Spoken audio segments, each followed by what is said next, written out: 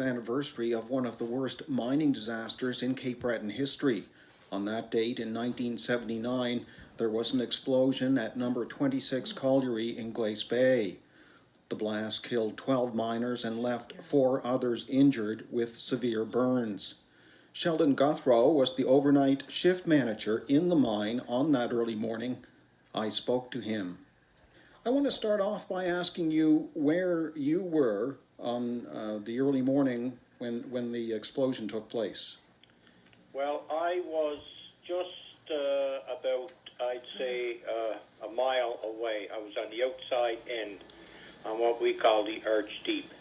And this occurred on 12 South Wall face, which was about a mile in. Now, did you hear anything?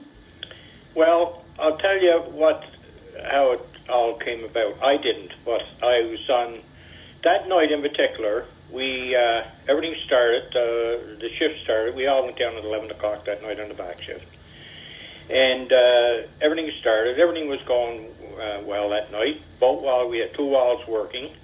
We had one on the north side, one on the south side. We had development sections working. We had support crews that were in the mine. So there was about 150, 200 men in the mine that night. Okay. And around 20 after 4, I just come off of the north side wall, and I was coming across, and I was heading into that wall, when I was met by one of my chain runners, and he told me that something happened in 12 South, that the drive operator reported that he heard a bang and he seen a cloud of dust coming out. Now, the outside belt operator is on the outside end of that wall.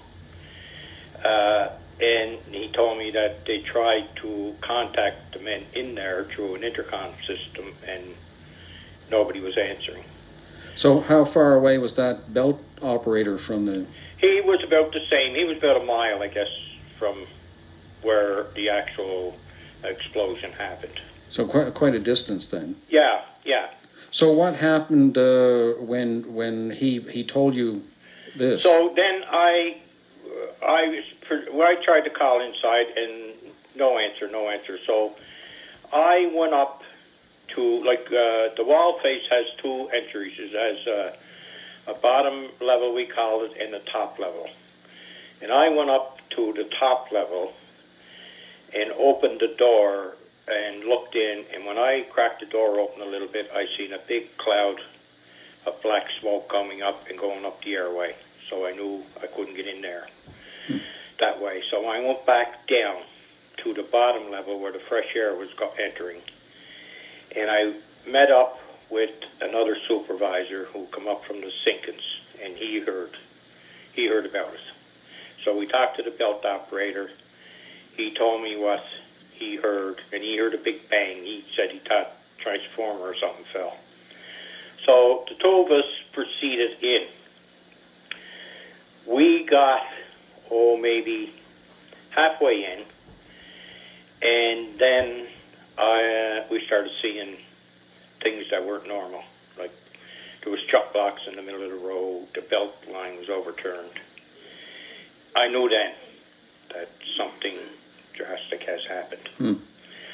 So we proceeded in a little farther, and we got into where what we call the bottom of the level, where all the switch gear was and everything. And this is where we found 4 men. They were burnt. Every exposed skin on their body was burnt. Their faces, their hands. And, of course, they were hollering, screaming, "Get us out of here, get us out of here." We continued on. I and this other supervisor went in a little farther, and this is where we started seeing the first dead men that we found. So right at the bottom of the wall, there was 3 men that were dead. 1 guy was still living. The guy that was still living, he was kind of stretched out on the bottom motor. What, was he conscious? No, he wasn't conscious. He was spitting blood up. Oh. We turned him over on his side, and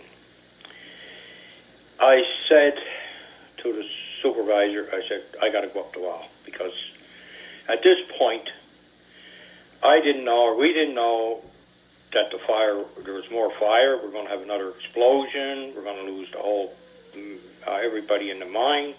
And of course, outside now, evacuation. We were evacuating the mine at the time. So I went up the wall about halfway, and this is when I first started seeing the actual face men that they were just slooped over whatever job they were doing, like the jack men and the cable carrier men and the muckers and pushermen. They were just dead. They were laying dead where they were working. Yes. Quite a horrific scene. I mean, it was.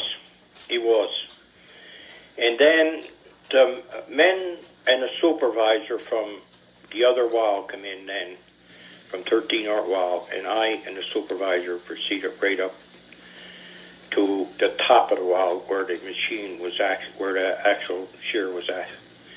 And this was the very end of the wall face, and this is where the two operators were.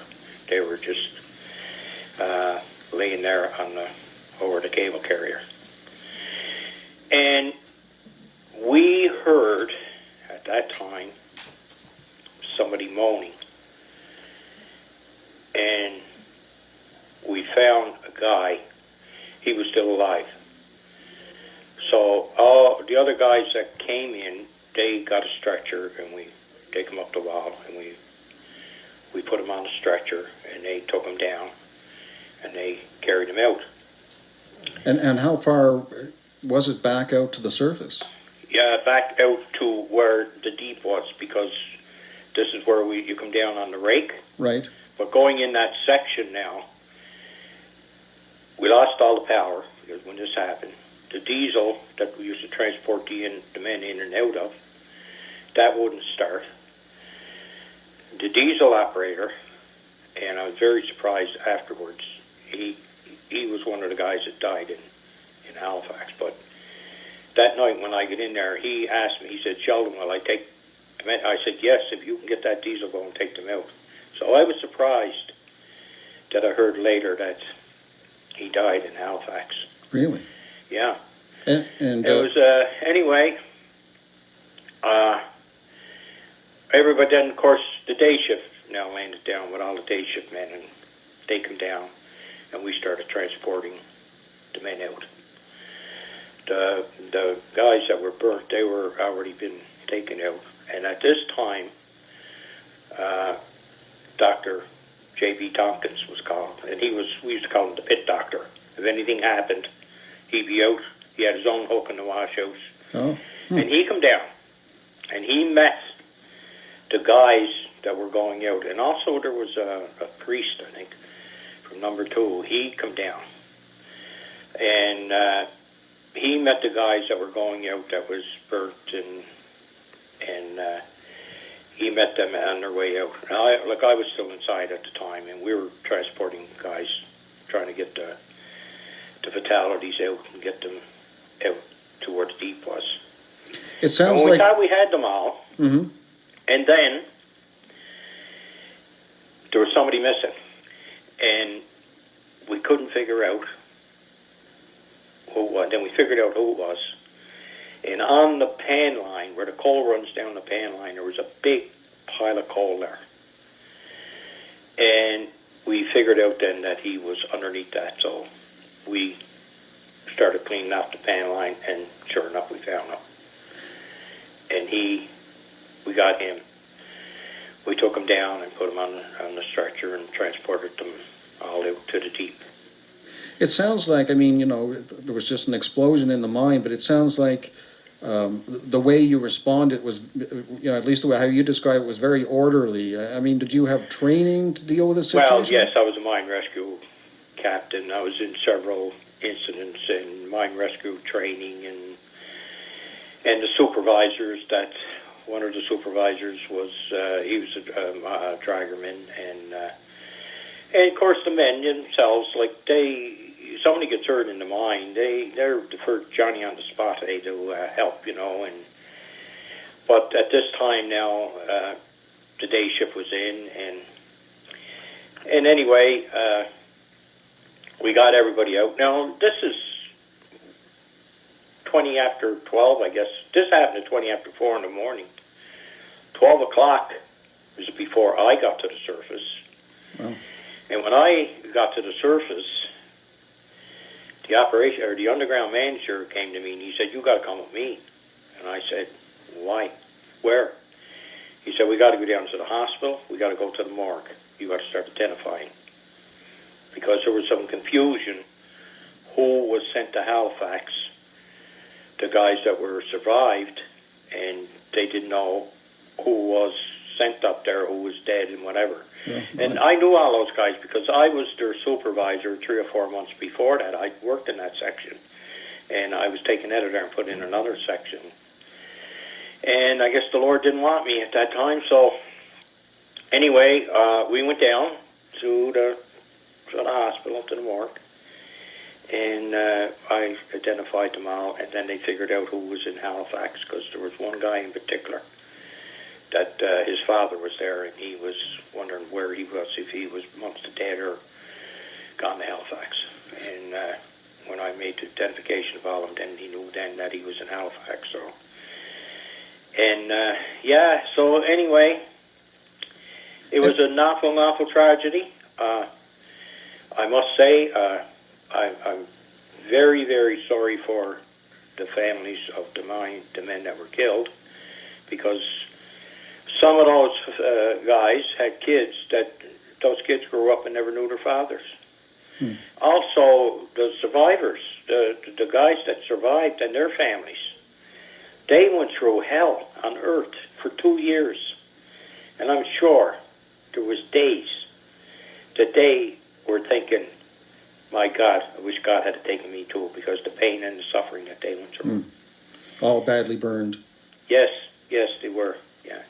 And the whole town, I guess, was devastated, and it was. And, of course, everybody knew everybody. Yeah. Friends and brothers, and even one of the supervisors that started in there that night with me, the electrical supervisor, his brother was in there. He came part way in because he was trying to get the power restored, and was sent him back out again because I didn't know. I knew what we were one facing there, but and it was novel tragedy. Novel.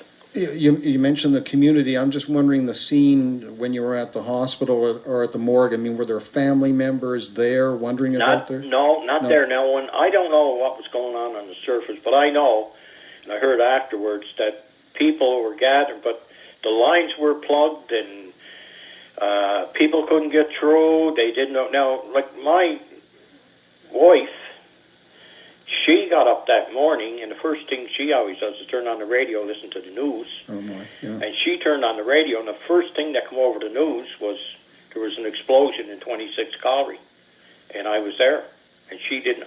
I didn't get contact with her. I didn't know.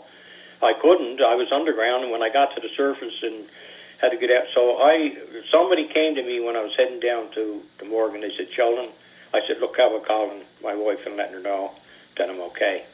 Because she didn't have a clue at that time, and that's the way it was. Only word of mouth, I guess, was being passed on who was who and what. Yeah, the days before cell phones, where yes, and the regular lines, they were all plugged. You couldn't get through, and and it was like different back in them days, in the 70s, than today is cell phones and texting and all that. But and all told, there were 10 men died? 10 men died on the scene. Right. And 6 went to Halifax. That one guy that we found at the top of the wall that was still living, they tell me he died on the way up to Halifax. And the diesel operator that was going to take the diesel out for me that night, I think it was a few days afterwards, that he died in Halifax. So that made up the 12. And I understand there was a big funeral for all these men. It was a community. Yes. Every funeral home in Glace Bay was blocked. There was a big memorial at the Miners' Forum. And, it was just terrible. It was just devastating. And, it was terrible. And try and then get back to work, and guys knew everybody, related to everybody, to try and get the mine back into production again, and for months and months and months afterwards, it was never the same in that pit. I can imagine. You went back underground, did you?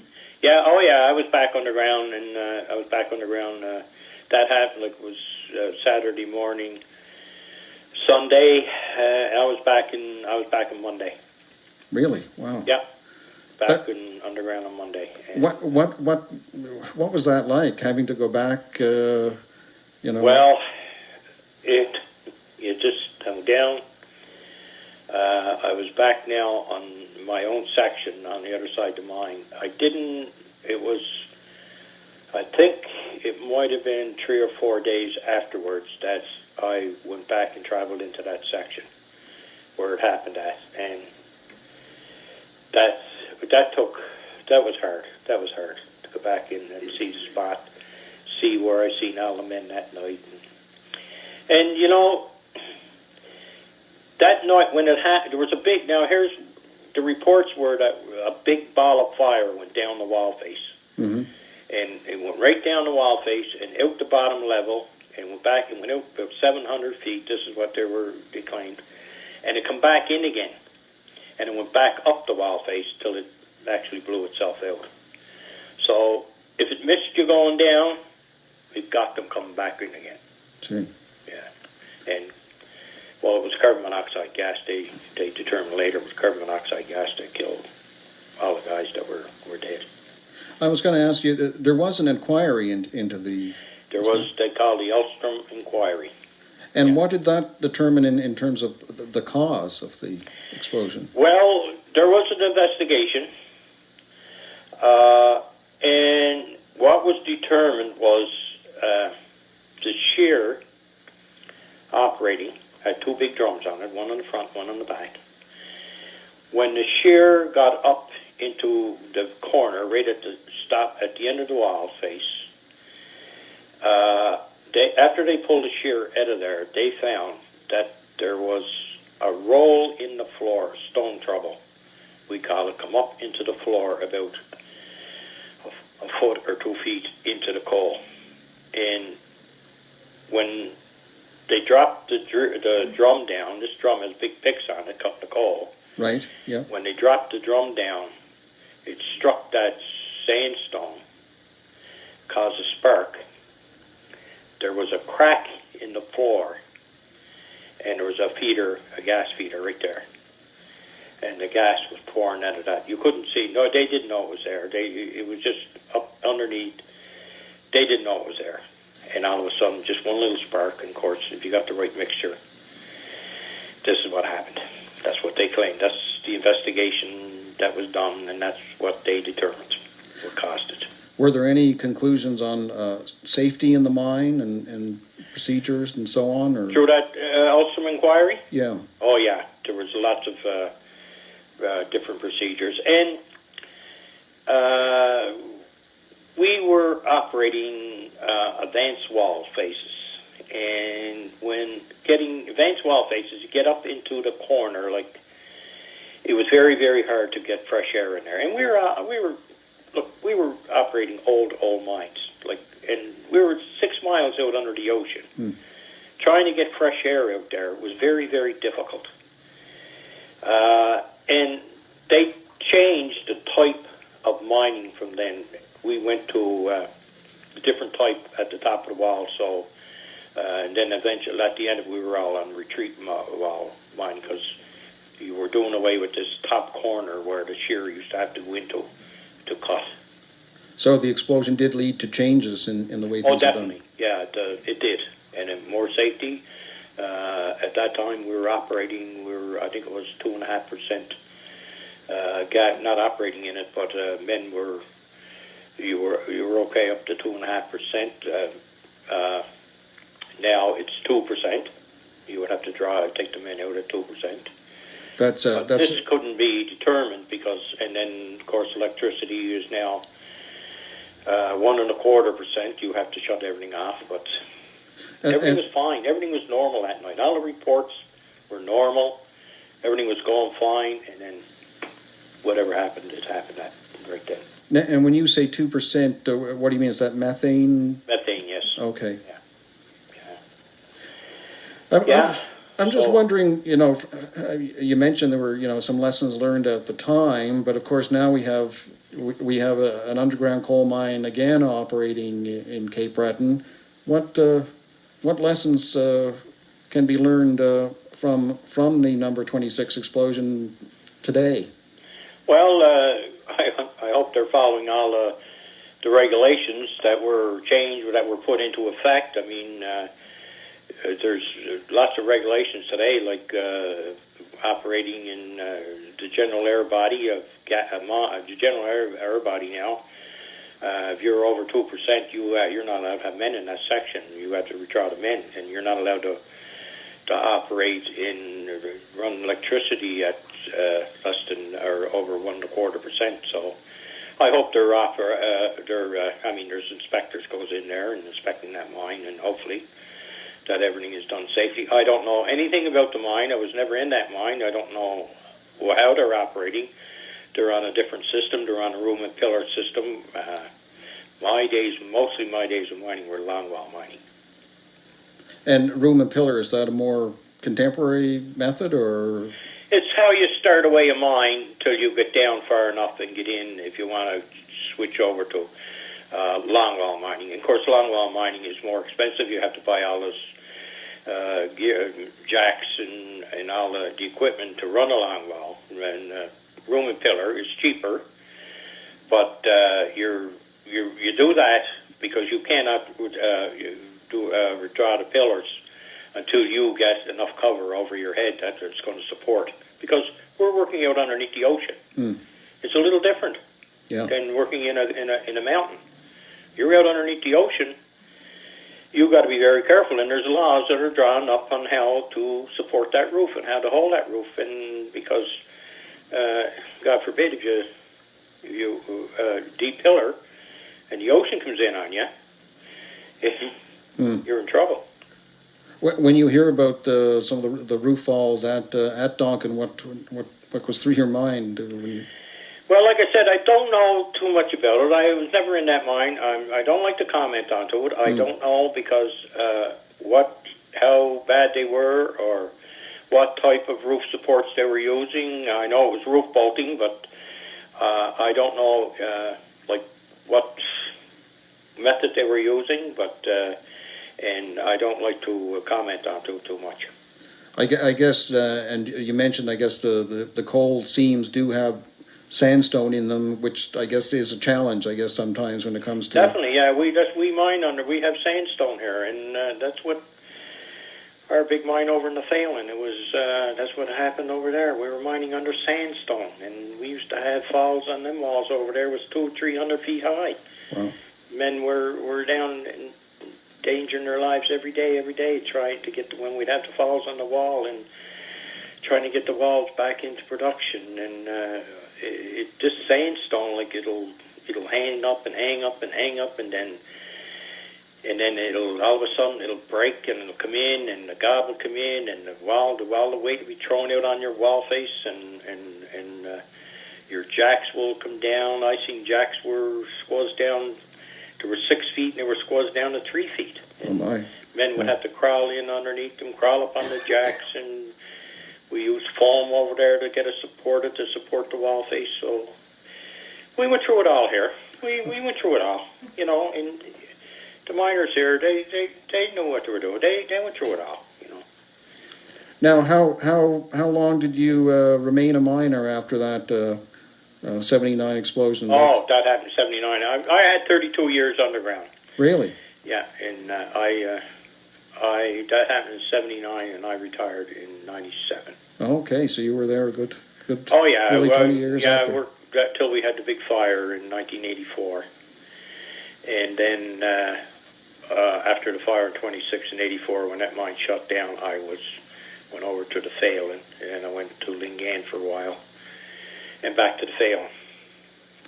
And definitely, mining certainly part of our history here in Cape Breton, and as you've mentioned, a very tough and dangerous way to make a living. And I guess it's something that we realized on February 24th of 1979. Yes, and and people ask me, like, I'm a guide over in the museum, and people come in and say, well, why did you do it? Why?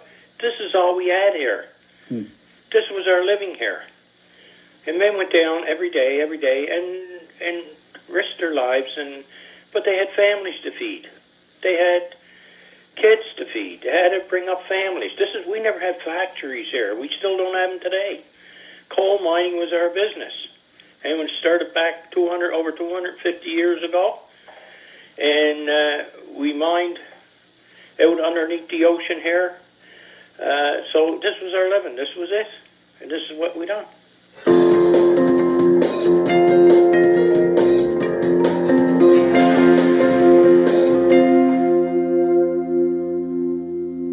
Carpentry and electrical students at the Marconi